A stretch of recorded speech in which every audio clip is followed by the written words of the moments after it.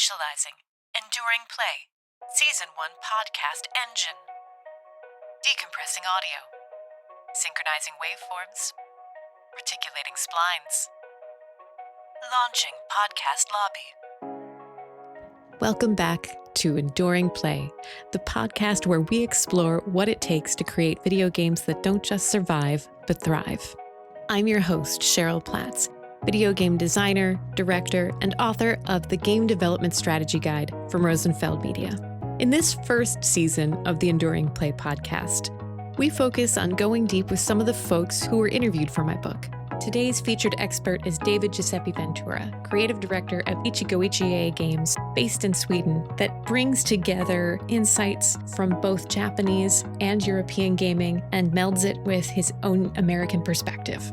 Let's get a preview of David's insight on this complicated balance. You can't assume that, I can make it a Japanese font and do a translation and that will be enough, because then you find out that the way that it's translated in Japanese is not so compact or convenient or easy to say. I've seen lots of Swedish companies take their games and show them the Tokyo Game Show, and you walk up to the kiosk to try it out there, and then the font has become like 6-point because there was just no checking, like, is this a reasonable font size, or these words make sense here, and things like that. In particular, Ichigo Ichie focuses on music games. Games that allow players to create their own music through their gameplay choices. In this podcast, our discussion topics cover everything from rhythm gaming and how to deal with emergent behavior in game design to survival skills for a difficult video game industry, collaboration techniques, the unique challenges faced in cross-continental cultural consulting for video games. And of course, we'll talk about the role of artificial intelligence in gaming, training recommendations, and we'll end with a discussion of the importance of discoverability for the marketing of video games, both large and small. You'll also get to sample some of the music from Ichigo Ichie's games firsthand. As with every episode, you can check out enduringplay.com to find the show notes. Let's get into the game. Player 1, Cheryl Platts. Player 2, David Giuseppe Ventura. Podcast level, start. Career overview. I'm so excited to be talking to experts from around the industry to share perspectives about all of the hidden things you didn't know were done in video game development, dispelling the notion that video games are just tightening up the graphics on level 3. And today I have David Ventura here with me, who's going to bring a really fascinating perspective on games around the world. David, thank you for being here today. Thank you for having me. It's awesome. So David, you are working as a creative director in the industry. Would you like to introduce yourself to our audience? Sure. So I have been in the industry for about 20 years now. I started my career in Japan. I have done indie games in Tokyo with both software management, but also tools making. Now I run Ichigo Ichie, which is a Swedish indie studio, and I'm the creative director. We create games where music is at the center of the title and that the player has a high degree of agency in how the music is created and how it's produced. So my job at the company is to help these games get to the finish line. I do art direction, I do story writing, I work with our sound team, and I pull all those things together to fulfill the product vision. That is a very versatile role. What's your favorite part? Do you have a favorite part, or do you like the ability to move fluidly between all of those different things? I think it's the latter. Yeah, I've always been like kind of that generous. I think the term that we used back in school was kind of like an intangible. Like, I will pick up all of those roles. I will take any of them, and I'm happy to learn the craft, and I'm happy to be there, whether it's doing set building or whether it's doing character design or art direction. In a direction type role, I don't build all those actual assets, but I get to work with really talented people and help steer them in a cohesive manner. So I'm really excited to be able to have my fingers in all of those pies, regardless of which discipline it is. Loading. Tutorial module. Early virtual reality. And intangibles in creative collaboration. So David and I went to the Carnegie Mellon Entertainment Technology Center. I spent a year there. David graduated, got a master's in entertainment technology there.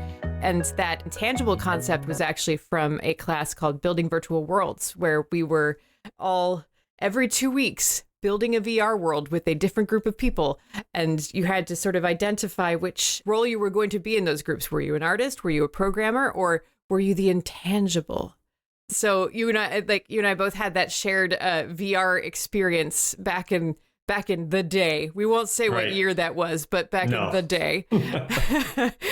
And it's fun because, extended reality is having a bit of a comeback. But so before we get into the rest of the questions, since we're on the topic, do you have a favorite memory from when you were working on the VR worlds back in the day?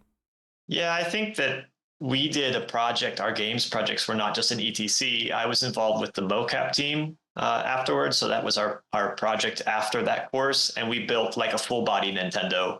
We had the Nintendo emulator, 8-bit emulator, being controlled with a $250,000 motion cap system. So incredible, like using a very expensive piece of equipment for something very, very trivial. But just to see people come into the room and play Mega Man or Punch Out on like a giant screen and like actually moving their arms back and forth or jumping like Mario does and trying to platform there, and the kind of hijinks that ensued from behaving just like video game characters to actually control video game characters. That was one of my favorite things that we got to work on there. You see, I had forgotten you had done that. And yes, the VR systems were very expensive, but there's so much merit to that example. Like I back at GDC this year, we were both there, but I spent all this time waiting to play the Assassin's Creed demo on and that was one of the most compelling VR demos I've had in a long time, because it was so like I'm physically reaching for things. It was a lot of VR games are still using buttons and clicks, but it was doing what you described, maybe trying to use body tracking to make it a more visceral experience in VR. Yeah. Exactly. So you were cool before it was cool to be cool. That's right. Yeah. I'm the ultimate VR hipster. That's what I am. Podcast level paused. Begin host commentary. Today's guest, David Giuseppe Ventura, got his start out of grad school at a company called Innis Corporation, which is an acronym for Infinite Noise of the Inner Soul. Formed in 1997 by Keiichi Yano, Innis was a part of a wave of music gaming that seemed to be in direct response to the success of the breakout PlayStation hit Parappa the Rapper, which was developed by Nana Ansha. Innis's first hit was Guitaru Man, a spiritual predecessor to Guitar Hero that featured guitar playing as a primary mechanic, but using a traditional controller.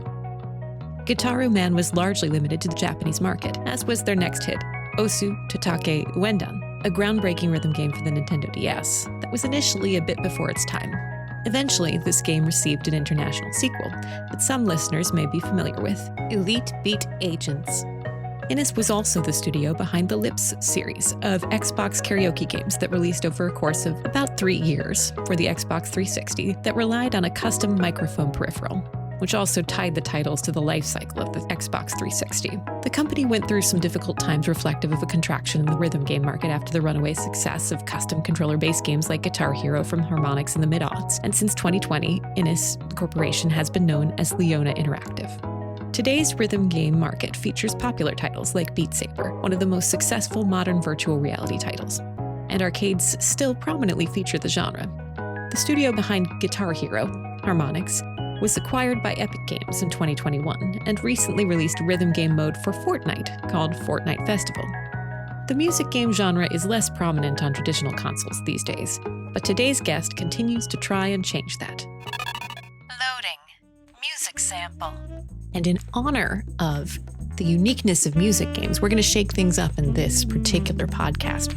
Instead of listening to the music that I've created for this podcast, we're going to be listening to music that represents some of the music you can create in the games from Ichigo Ichie games.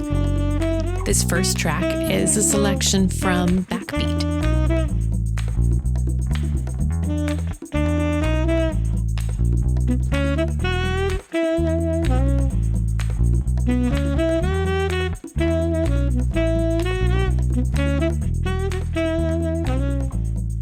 Let's hear from David about what the music game industry means to him. Podcast Level 2. Introduction to the music game genre. Can you give our listeners a sense of what music gaming means to you and how you sort of got started on this journey? Yeah, I think that me personally, music has always been a thing that really affected me deeply. Not that I'm like a classically trained musician or anything, but when I was a child, I played Nintendo, and my brother and I, and then we're like memorizing the melodies that Koji Kondo or the famous composers did, and these really catchy like earworms that you get. But I was never really in how do I make music. I took a couple courses in college, but I never really got to the point where I was focusing a lot of time on it. So when I started working at Innis in Japan, a company that's founded by professional musicians and people who this is coming second nature to them. I had like a bit of a learning gap there. I guess I needed to bootstrap myself to get to the point where, it's important in the game that you're accenting these notes, or it has to flow in this kind of way, or the way that the sound pays off needs to be tied very deeply to the core interaction. And these are things that I kind of had to learn. Some of them were taught to me like you must do it this way. Like the music must be synchronized with the gameplay. Otherwise it's trash. Like you're not going to make a rhythm game and just hope that the deltas in time is going to work out. Ideally, you want all the animations and the VFX to be lockstep exactly to like within the millisecond of where they need to be to make a really pleasurable, high quality rhythm game. To things like, when I push the analog stick, I want to have some kind of sonic response to that. And that's something that's kind of bled into what we do now at HQHEA is when we build our titles, we want every button press and just the slightest movement of the controller to create some kind of sonic response that's very pleasant to do. We've succeeded if you just want to sit there and mash buttons, not actually play the game, but if you just want to like mess around with the controller and that's pleasurable in both like a haptic and a sonic way, I think that's great. The genre that you work in is so fascinating. And I'm very curious about how your work in music and rhythm games has manifested. Could you talk about some of the hardest challenges you face when making games in that genre? In terms of challenges, I think that, selling music games is very, very difficult because we are a visual medium. We are visual creatures. And with this never-ending tide of fantastic content that indie developers are producing around the world, we're all fighting for our 16 seconds or 6 seconds of like attention at someone in a Steam Next Fest, or like it's a GIF, or it's in Twitter or something like that. But in most of these places, people are not listening to what it is you're showing them. They had the sound is turned off by default on all of these platforms on like the Steam trailers and things like that. So when you're building a game and I'm trying to sell you how fantastic it sounds or how much you are a master, how much you are in control of the music in this game, it's really hard to pitch that. You can't do that at all with a GIF, obviously. So I think the biggest challenge overall as a music game creator is how do I sell it? Because it's not just for the maniacs that are fantastic at moving their thumbs, 16 times a second. It's the games that we build are about expressing yourself and being artistic and letting the player be creative.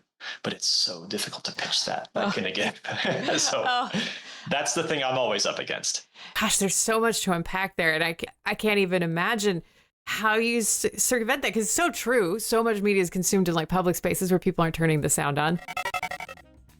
Loading. New music sample. Well, the beauty of having an audio podcast is it's easier to help people understand what it's like to play a music game. So let's listen to another track from Backbeat.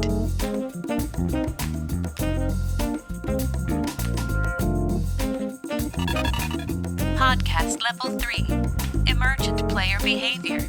I also wanted to double back on the statement around like, hey, success is also if people just want to play with the controls, because one of the things I talk about in the book is like emergent gameplay.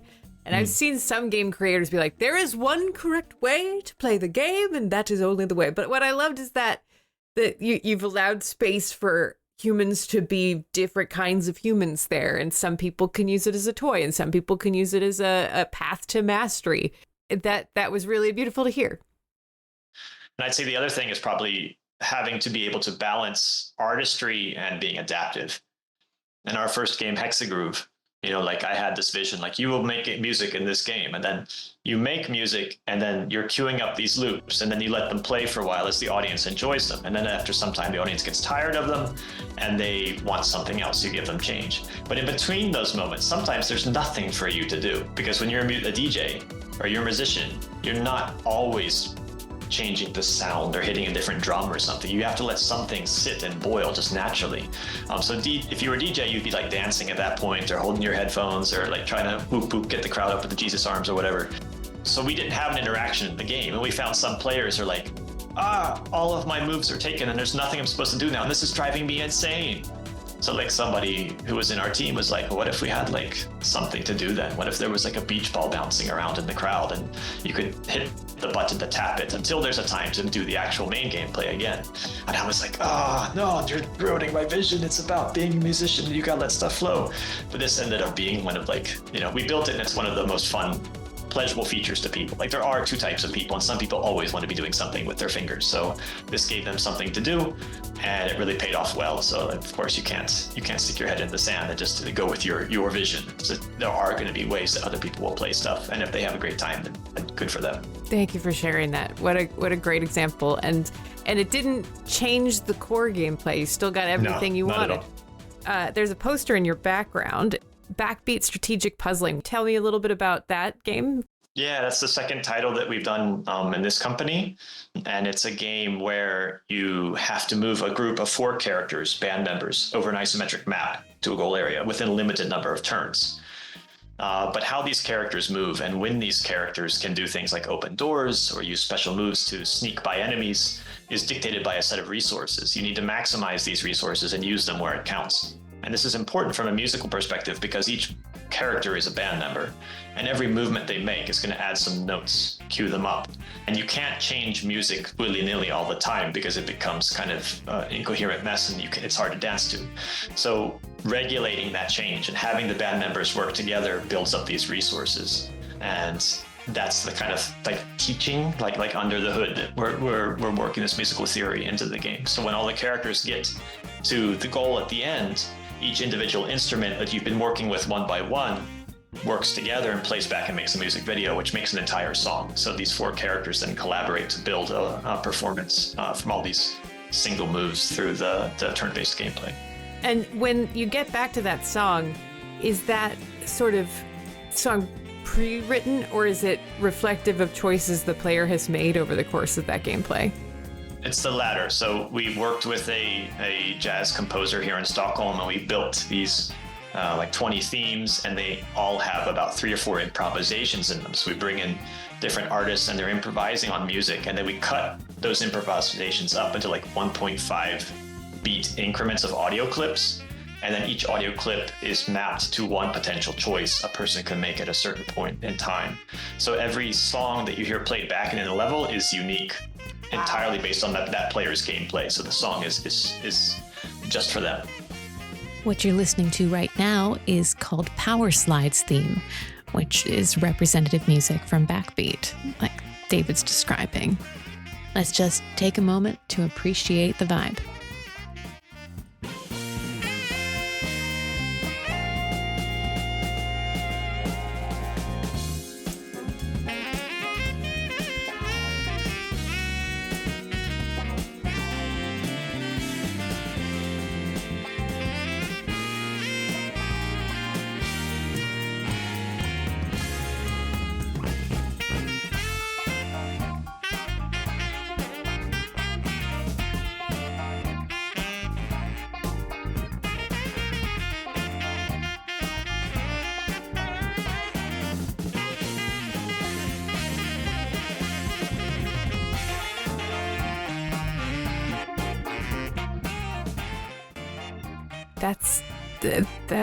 This is so cool.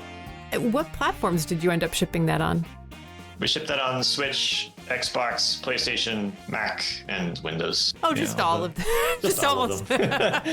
That was hard unto itself. It pushed back the release. We were like, we're going to sim ship it on every single platform because that will have a bigger impact in the press. And yeah, that was a challenge for a small studio. That is a universal story. Having worked at EA and then going to smaller companies and watching them go through the console struggle where they're like, shipping on console is just going to be like a port. It's just going to be another PC title. I'm like, no, it's so much harder than that. Yeah. So, well, thank you. What a great example. I hope, and is that still available for people to play? Yes, that's still available on Steam and all the console digital stores. Excellent. I hope a bunch of people will go out and try that after hearing how unique it is. Loading. Podcast Level 4. Video game industry survival skills. The role you've described is probably a dream role for many people. And when we talk about the book and the podcast, there's going to be a mix of people listening. Some folks have already come into the industry, but many folks are either looking to grow their role or come into the industry for the first time. So I think a lot of people would be really interested in knowing, like, what skills do you think are most critical to your success? I think that being positive is a big thing. There's a lot of adversity in the industry and also in making games. As you know, it can be a very stressful experience. There's lots of times where you throw everything you have at it and you don't get the result that you wanted, whether it's from an implementation standpoint or something doesn't sell, or, you know, you've been acquired, or it's the problems with a publisher, perhaps. But being able to be positive, to be a cheerleader inside of the company and to help everyone really feel that they're making a difference and that their contribution is valued, I think is incredibly possible. I don't think you get very far building great games out of fear and oppression. And I'd say the other thing is probably going back to something we talked about earlier about the balance between artistry and being adaptive. You know, there's some artists that come in and say like, oh, I don't look at other artists' work. I just create from what's inside and I channel that. And there's other people be like, well, you know, good artists copy, great artists steal. I'm going to look at all these other games that are successful and pull parts out of them and then build the best game by referencing other things to succeed. But I think that you need to not be either one of those things. You can't produce in a vacuum, and you can't also just be totally derivative. You need to understand that there's times that you have to take a leap and do something even doesn't make complete sense because no one else has done it. But there's also, you can't just shut your eyes and put your head in the sand and be like, no, I'm not going to make, you know, the narrative system skippable, or no, I'm not going to, you know, make the game have save points or something like that, because that's not the way it was in 95. You know, even if you're making a retro inspired title, you need to stay in tune with what the consumer wants today, and be able to follow those best practices to make an even better title that's more accessible for everyone. Was virtually sort of cheering while you were saying all those things. I agree so much with them. But what also struck me was when you were talking about, in the first part of your answer, about positivity, you mentioned a series of experiences, like the game doesn't sell, you get acquired. And what struck me was you put those all in one sentence, but that's years of very hard-earned experience. Like getting acquired by a publisher is often a traumatic experience that like slows games down, takes months if not years. A game not getting picked up is you know, you're probably doing prototyping for several months, you're on the road for who knows how long. And so I want our viewers to know that the positivity you talk about is battle tested. It requires sustained engagement to get through what sounded maybe easy, but are actually long battles against a world that really doesn't want you to ship your game. Yeah, I've been on a project that we were all in on it with this publisher for years, and then they dropped us like a hot potato right when we were supposed to be announced. And then we had the head count up, we didn't have the money anymore, and then the studio's like going to go under. What are we going to do now? And then like that search afterwards to keep things running. So it can be very, very black for very long periods of time. I'm so sorry you had to go through that. And I'm also sorry that it probably resonates with a lot of listeners after what's been going on in the industry the last couple of years. So, and it's not to say that it's toxic positivity, right? But like, if you don't believe that you can accomplish the thing you're trying to accomplish, who else is going to believe it, right? Yeah. I'm not a believer in toxic positivity, but you have to be able to keep your team inspired, like believing that there's a reason to keep coming back into work and that there's a reason to keep doing these things. And sometimes in really dark circumstances where they're worried about like payroll or something like that. Right. But you have accomplished so much in the face of very challenging circumstances. And with your global career, in a lot of cases, there was no roadmap. There wasn't a lot of like, I could just look at how this other person did this and it'll be fine. No. Loading. New music samples. Hexagroove. You heard a little bit from Hexagroove in the background while David was describing some of the design challenges for it earlier. Let's shift gears and listen to some more pieces from Hexagroove as we continue during the podcast. Unlike the jazzy vibes and backbeat, Hexagroove is more electronic music, house, EDM, and it has a much different vibe. Loading. Podcast level 5. Bracing for difficult video game industry conditions. Well, what's one thing you wish you knew when you were starting out in the video game industry? I think knowing that it's going to be rough, but it will get better. And then, again, it might be easy for me to say that well, it worked out for me, so of course I can feel that way. But I had lots of rough times. I had long periods, like with harassment at the workplace, and then this kind of like very demoralizing kind of thing. But, I stuck with it, and it did get better. And it got better sometimes because the environment changed, or because the people around me changed, and sometimes because I changed and I was able to remove myself from certain situations. So I think, everybody hears when you're in school that like, oh, it's really tough, or it's really hard to get a job, and like the industry is cutthroat and these kind of things. But until you feel it, you don't really know how bad it is until you experience those things. But I hope that everybody who does experience that, when you're in the middle of that well, that you can remember that someone told you it will get better, and you can make it better. So I think that might have maybe saved a couple wrinkles off my forehead or something like that, or added a couple more nights of better sleep. So I guess that's one thing I wish I knew. You mentioned, I'm sorry you had to go through those experiences, and it resonated with me, especially the part with removing yourself from environments. One never wants to do it, but I wonder how you feel about this observation, because one thing I have observed during my career is like the blessing and the curse of video games is that the people who are working on them tend to be so passionate that it can draw out the best and the worst in us. And so when it goes bad, it can go very, very bad. But that also means that it can hit us harder because we care so much about it. And so it's just everything is so intense. I wonder, does that resonate at all? Or it doesn't have to, but that's something I feel like I've seen again and again.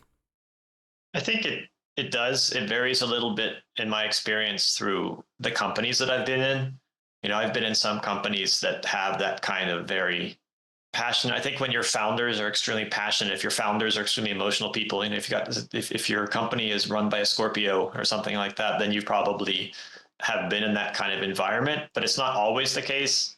Me being in Sweden right now, I've worked with two companies, been employed by two companies here in Sweden, and I've worked with a number of Swedish companies in a client type position as well.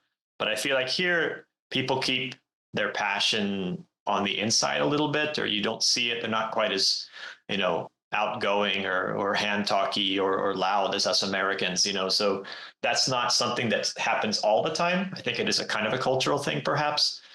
So there are different places. And I think now, even more than 20 years ago, there's a lot more places where work-life balance and then having a positive kind of sustainable work environment, despite the challenges that we have, is of value for a lot of companies. So it's getting better overall, I think, despite the passion still being maybe in the DNA of a lot of these people. Thank you for sharing that. I think there's so much hope in what you described. Like, knowing that not every game team operates that way is proof that humans do not have to, like, games don't have to be special. Games don't have to be like overly intense. Like, a group of humans can make a game in an environment like that. And I know when I left EA back in 2004 during the EA spouse sort of thing, when they were overworking everybody going to the studio I went to, they were willing to let me say, like, I would like to make a team without burning out people. They're like, great, go ahead. That seems like a cool thing to do. And so some of it's also like us being the change we want to be. And I know you've done a lot of that in your career as well. Yeah, I started out, I worked at Rockstar initially, and then I went to Japan, and then like the hours, hundreds of hours of overtime every month, to a place now where I run a game studio. And yeah, we're not the biggest, most money returning studio in the world, but everybody can go home. There is no overtime really worked here. And then people leave at like 4 o'clock, 4:30, 5 o'clock, and they can be with their families, or they can go do the things that they want to do outside of work hours. And I don't think anybody feels the pressure that they have to deliver in that kind of way. And I think we still produce pretty good content without having those situations. So it's entirely possible. So wonderful to hear. And I salute you for, continuing to create that safe space for your team. They probably don't say it all the time, but that's such a gift. Loading. Podcast Level 6. Cross-cultural experience design. You mentioned Sweden and Japan, and they're a whole world of experience. And I know that in addition to making games, your company is playing a rather unique role. And in the book, we talk about like the different company roles within video games. We have people's roles, but we also have company roles, developers and publishers and platform companies. Can you talk to me about the unique role your company is trying to play, bridging the gap across different game markets? Yeah, so we have a very strong connection with Japan. Ichigo Ichie is our company name. It means one chance in a lifetime in Japanese.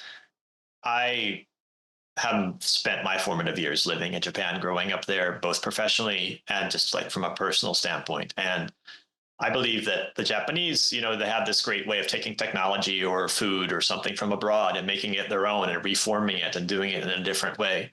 That's something that's inherent to that culture there. And I feel I want to embody that. So like being able to take a European lifestyle, a European sense of values and sensibilities, and combine that with both a Japanese one and also an American kind of like optimism and go-getterness kind of, that I grew up with being born there.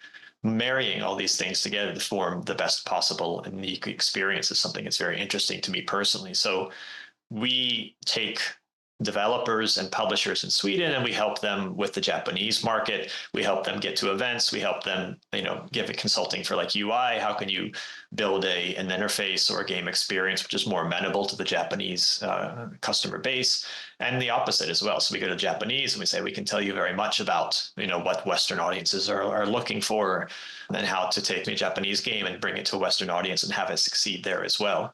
And me personally being able to speak all these languages and also be familiar with the business culture in Japan.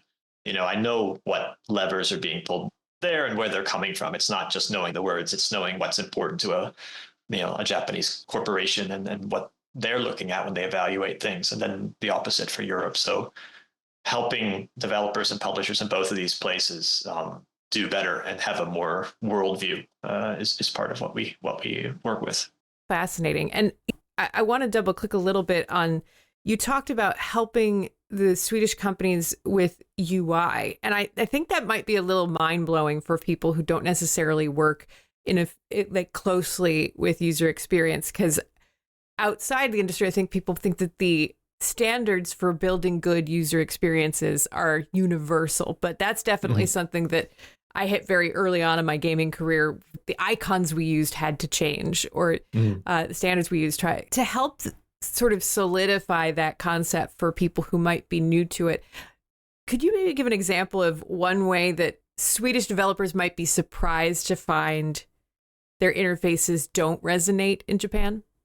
Yeah, I think that you can't assume that, I can make it a Japanese font and do a translation and that will be enough, because then you find out that the way that it's translated in Japanese is not so compact or convenient or easy to say. I've seen lots of Swedish companies take their games and show them on the Tokyo Game Show floor, and you walk up to the kiosk to try it out there, and then the font has become like 6-point because there was just no checking, like, is this a reasonable font size, or do these words make sense here, and things like that. So the flow of where text should go and how it should be and how much text is appropriate, and is there a more compact way to explain these concepts, I think is incredibly important. And you can't just outsource a localized company with a Google spreadsheet and then call it a day, because it's a lot more complicated than that.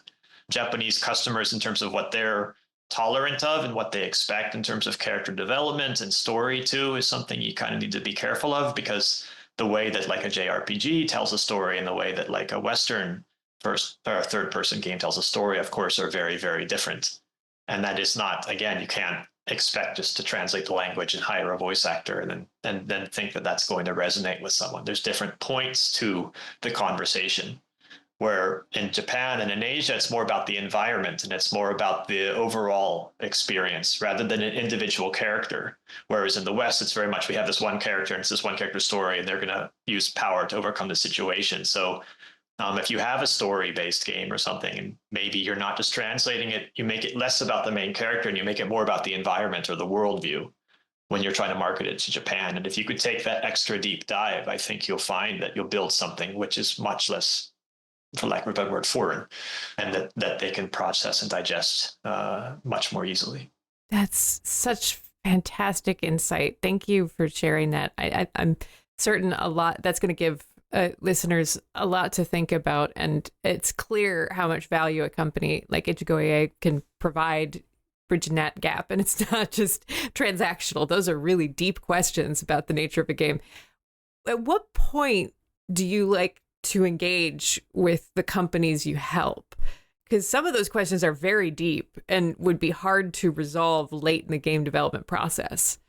Yeah, exactly. So I think it depends on the scope of the project and what the target product is. I have limited resources. We have limited resources. So there's some gigs where maybe it's quite simple and clear cut, like they need help with something small and a piece of it, and they're far along production. Maybe it's something where we have a partnership and we're going to be working with them on not just one product, but multiple products over a long period of time.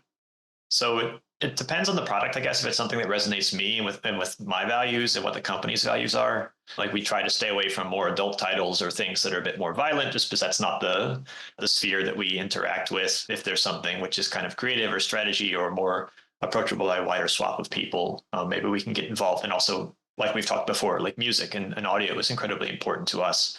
It's one of the most important things in making a fantastic game experience. So if we have a chance to work with someone else who feels those values or can benefit from those kind of values, then that's something it's interesting to me. Loading podcast level 7. Creative collaboration techniques. Let's talk about collaboration a little bit. So you mentioned you're familiar with sort of the way that the business space differs in different regions. And you've also had a variety of different titles and roles over the course of your career. Can you talk to me about like what you've learned about collaboration in video gaming over the course of all of those varied experiences?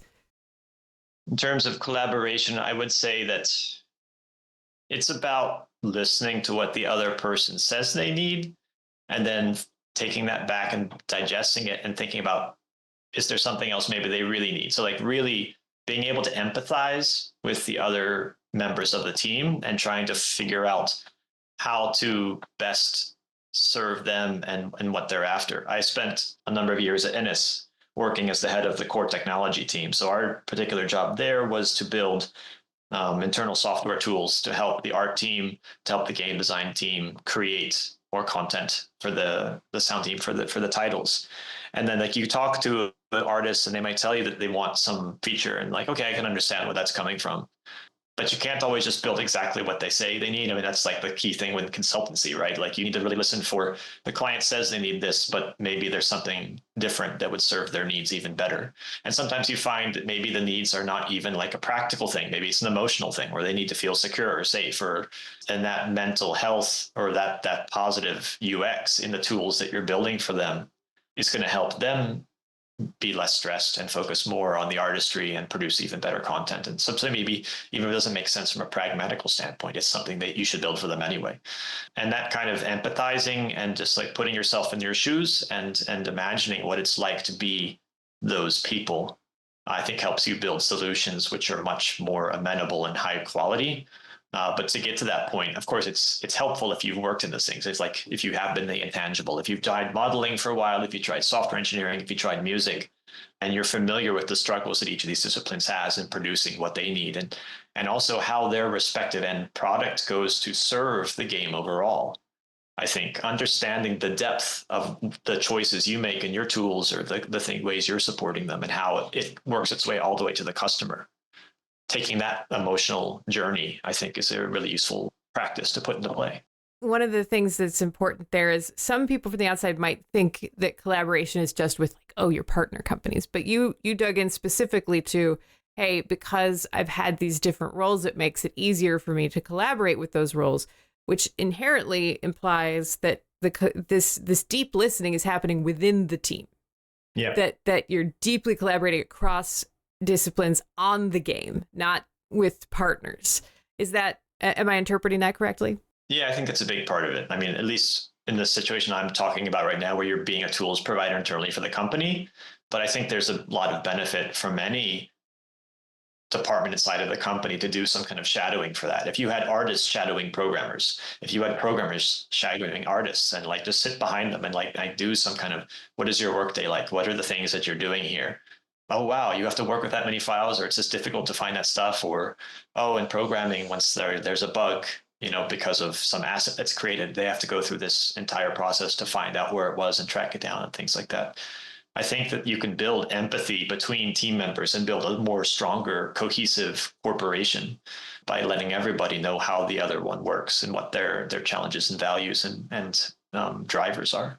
Totally agree. And I see teams, if they're not doing the thing you mentioned, like leading with curiosity about what their peers are doing, they're filling that gap in their heads with stories that don't necessarily match reality. Like, oh, those programmers, they just do what they want. They're just coding ones and zeros, just like coding and hacking. Yeah. Or those designers, they just make things up and put the making pixels, things up. Yep, and it's never true. Like once you get to a place where you're leading people, you're like, you're all so much closer than you think you are. Can we just talk?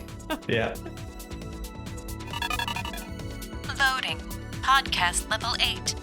Artificial Intelligence for Game Development. Let's shift to a spicy topic. Artificial intelligence in and around gaming is the thing. And, as an adjunct faculty, I'm expected to have an AI policy and support students in that. But I also know that like many of the game studios I've worked with have no AI policies, or it's only internal. Do you have any thoughts on like where AI could or should fit in the industry? Yeah, it's a touchy subject. What should I say? And it's okay if you don't want to answer the question too. That's fine. No, I do. I think that AI can be very helpful. I look at it from the perspective of automation from an engineering perspective. So when I was a software engineer and we're building tools like a continuous integration system that will test the build and make sure the build's not broken and things like that. Anything you can do that will take like monkey type stuff out of people's hands. So you're not paying a QA guy to hit like every key on the keyboard and see if it crashes. If you could automate that, if there's a way to use AI to make the mundane things that, are not a best use of a human's time, a human who was capable of so much more, then yes, I think it's a great thing to do. And I would call that automation. If maybe that's under the umbrella of AI, which is such a trendy word these days. If there was some way to automate, if there was a way to create automation by the AI so that you could have a more robust testing suite, for example. But when it comes down to creating things that are artistic or things that are supposed to be emotional or things that are supposed to have some kind of import for the player, I'm kind of against it, because I think that that's the beauty of the human mind, is that we can dream up, what a new planet in space could be like, or dream up like what kind of experiences would make this character cry or laugh or bleed or things like that. Humans are great at that. And I think humans are fantastic performers. They're great imaginers. So I wouldn't use AI to do any imagination for me. I think we're great at that as we are. And I think you remove a little bit of the humanity of making a video game when you start to rely on AI to do something traditionally that an artist or a writer or a musician would have done. So I would say let AI do like we have robots in factories to help make cars. So it's a safer work environment, and nobody's going to get to muscle fatigue in their shoulders and things like that. If it's about clicking, maybe weight painting is something that an AI could do. Because I hear like my artists like hitting the mouse button constantly all day, and I'm wondering like if they're going to get RSI from it. When it comes to those artistic pursuits of designing and dreaming and thinking, then I don't think there's really any place for that. And I want to give people those roles, and I want to pay them for that, and I want them to be able to be paid and happy with their contribution. So I'll hire humans any day of the week to do those kind of things. If you take away the human dreaming up the experience, you also take away the search for meaning on the other side of the screen. There is not inherent meaning in something a computer randomly generated, but if I'm playing a piece of art that someone created, what does it mean to that artist? Am I connecting with another human being and their lived experience through this piece of art? Like that, that through line gets lost. And it feels like that, when you think about like the TikTok creator communities and those deep bonds, that missing piece goes away. Yeah. And I'm glad you brought up the trendiness of AI versus the actual smaller concrete realities. It feels like so often people are just like, I will use AI for the sake of AI and not actually identifying the problems we're solving with it, like the very concrete, smaller problems. Yeah. And there maybe are some smaller automation pieces, but not to replace people. It's like QA, you mentioned. QA is such a critical part of the industry, always underfunded, always outnumbered, and often doing manual labor or tasks that don't engage the critical thinking part of the mind because they have to get coverage on things. Have you, I don't know if you've seen the kind of tendency to be like, well, we'll just go full automate. No, that's not the point. It's to free the humans up to do more critical thinking. Yeah, exactly. Loading. Podcast level 9. Training recommendations. What would you say are the most important skills people new to the industry must pick up? And that could be, we could just talk general, or if, you could talk about like in the creative space where you're leading right now. Yeah, I think that for me, it's two kinds of things. And these are things that I see a bit lacking in education in the system, or the education systems that I'm seeing new recruits coming from. And I know it's a very competitive space, and you're talking usually about young people who haven't had a whole lot of life experience and things like that, but playing well together and being able to communicate and support each other. And I don't want to beat an old drum here, but that's, that kind of improvisation. I want a yes and kind of mentality, not a no but kind of mentality. And whether you're a programmer or an artist or a musician or, a designer, being able to think that way and to support each other, I think will help you not only making games, but in your life and society as well. When you get in that situation, you're having a dispute with someone about your phone bill or your car breaking down or whatever it is, or your partner, that some way to try to find that kind of how humans can work together better as humans, I think is important. A lot of the programs that I see is much about technical stuff. Like, we will teach you Unity, we will teach you Unreal, you will learn like these things in Maya or something like that. And those technical skills, of course, are very important, but you need to balance that, I think, with like real people type stuff, soft skills. And then also, I think, theory too, which is something that I don't see, unfortunately, in a lot of education programs recently. Like, if you're going to be an artist, you should be coming into it and understand anatomy and proportion and light and value and shading. I don't think you can watch, a handful of YouTube videos and take some classes on Coursera about Maya and then come out of it knowing how a human moves or what makes motion intriguing to look at, or if you're trying to render something in concept art to achieve your intent. I know it's easy to cheat on that because it's not like a bullet point you can put on the diploma or the course, things like that. They want to say like, these people are ready to use Unreal Engine 5. And that's what I care about. I think people can pick up technical skills much easier over time, but understanding the basics and also being able to bootstrap themselves in these situations and know why. The why is very important. So I'd like to see more of that in what people study. That resonates so much. And the other challenge with hyper specializing in tools is tools always age out. There's always the next version of an engine. Or you get hired by a company that's like, yeah, we're still on Unreal 4. I don't know what you're doing, but you can't do half the things you wanted to do. So we just had I went home for the first time in a long time recently, and I opened up one of my chests that I had from like my college and high school stuff, and I pulled out some textbooks, and then I brought them into the office and I said, okay, here's my textbooks. How many of these do you think are still relevant today? And which ones are worth reading now? And it's like OpenGL 3 or like game programming gems. It's like, no.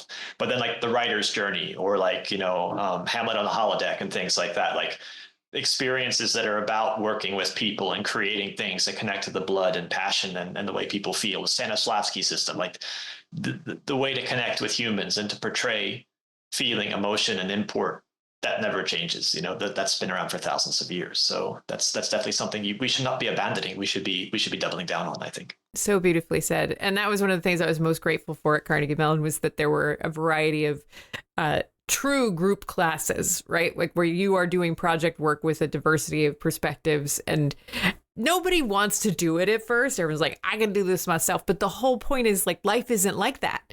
With very few exceptions, you were working with a variety of other people. And so we had these beautiful experiences, sometimes in the same groups, sometimes different groups, where we learned to work with other people. And so people who are in programs that don't provide that, that's where we start to get into things like game jams or community where it's not actually so much about the game you're building. It's about the experience of working with other people in an arbitrary set of constraints.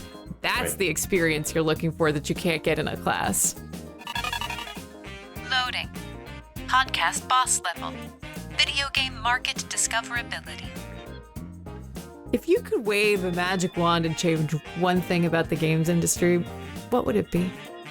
If I could wave a magic wand and make it, I think I would try.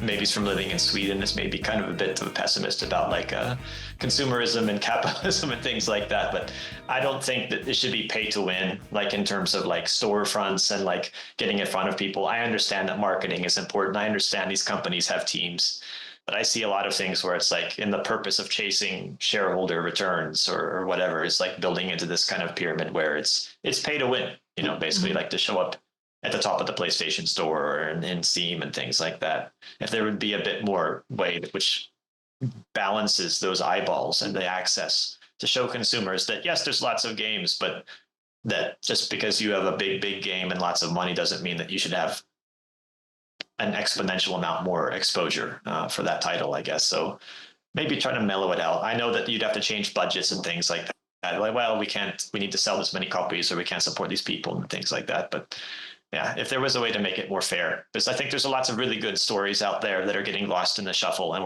we don't even know they exist. And those stories could be transformative, or those could be stories that save someone's life, because sometimes that happens. You see a game, you play a title, you have an experience, and then it pulls you back from the edge because you find that someone didn't feel the same way as you. And that gives you insight into yourself as a person. These are positively transformative experiences. And we don't know they're there because they're getting shut out from all these AAA marketing budgets and AAA scale titles. So true. And we know there's plenty of research out there about the power of games to help people through like who are struggling with depression and things like that. And those games maybe not getting to people. And what's interesting about the term pay to win is some people may interpret it differently, because there's pay to win in the context of a game economy where it's and then there's pay to win, which I think I'm interpreting here, which is pay to win in the macro of the games industry, which is... In the industry, that's what I mean. Yeah. Both are valid, but that macro is the only games that get eyeballs are the ones that have massive marketing budgets. Is that the right interpretation? Yeah, that's what I mean. I think it would be nicer if there were more ways to find title, and it was a more democratic way of splitting up that space so that the smaller people were more discoverable and maybe the big ones were not quite as discoverable. And, it's so interesting that discoverability in this age of artificial intelligence remains such a confusing problem. Twitch struggles with discoverability to this day. Like the big streamers, the ones that get the eyeballs, and most of the other tiny streamers remain tiny.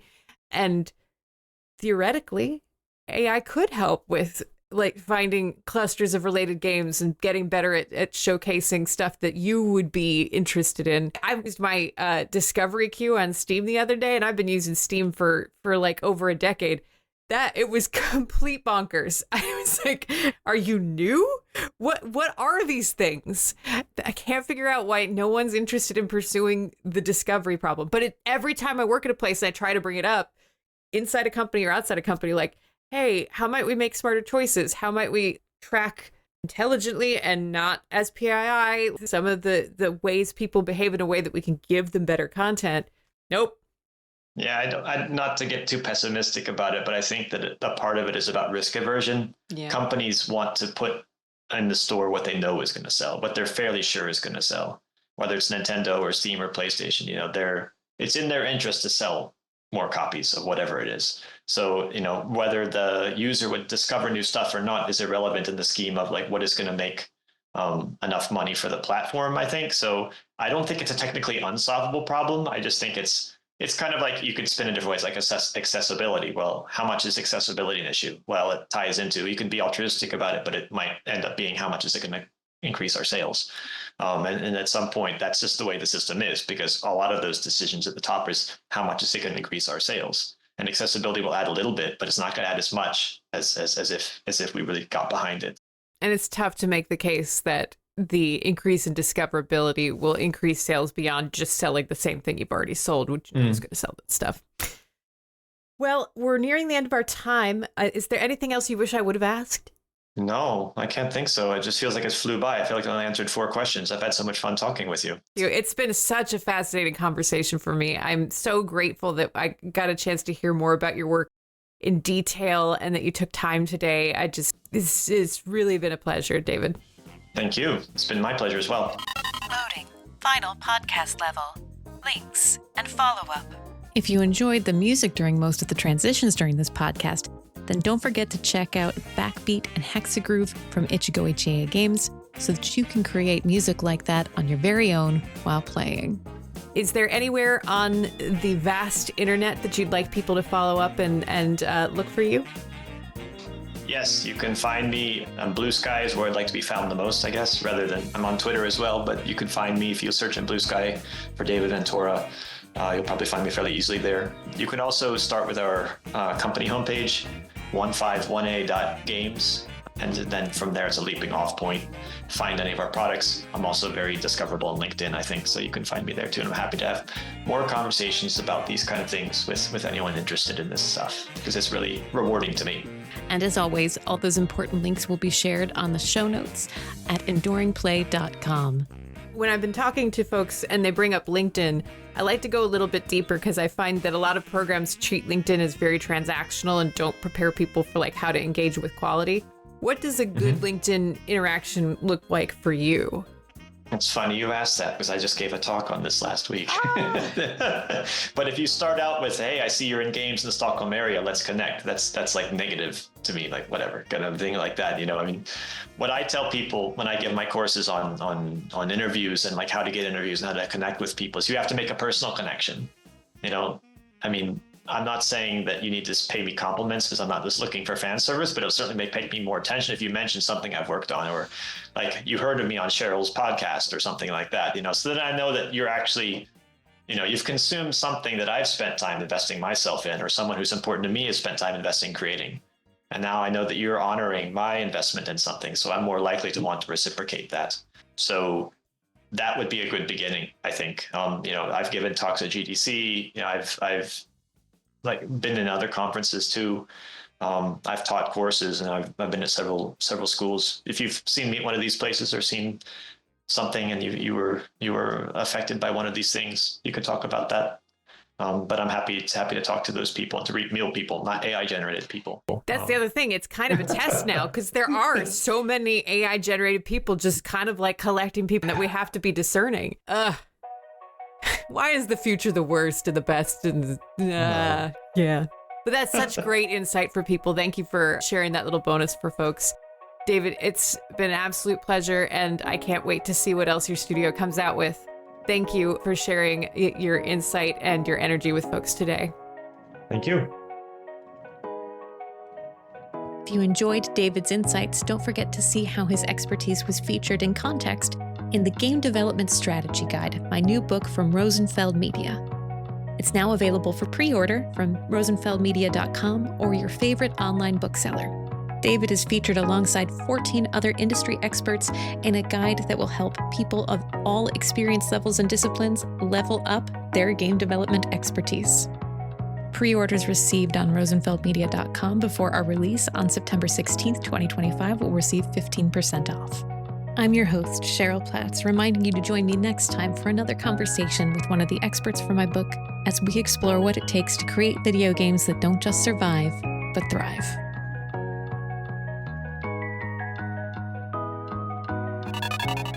Initiating final credits sequence. Podcast. Enduring Play. Created and produced by Cheryl Platts. Copyright Idea Platts, LLC. All rights reserved. Podcast theme composed by Cheryl Platts. To learn more about Cheryl's books, visit rosenfeldmedia.com. Additional transition music provided courtesy of Ichigo Ichie Games. Selections included Joking, Cool, and Power Slides theme from Backbeat, and Techno, Chill Out, and Synthwave Runners Club 95 from Hexagroove. To create your own music with Ichigo Ichie Games, go to 151a.games. Follow Cheryl on Blue Sky at Funny Godmother or at ideaplats.com. For book and podcast merch, go to ideaplats.dashery.com. To learn more about IdeaPlats, a design education consultancy, visit ideaplats.com.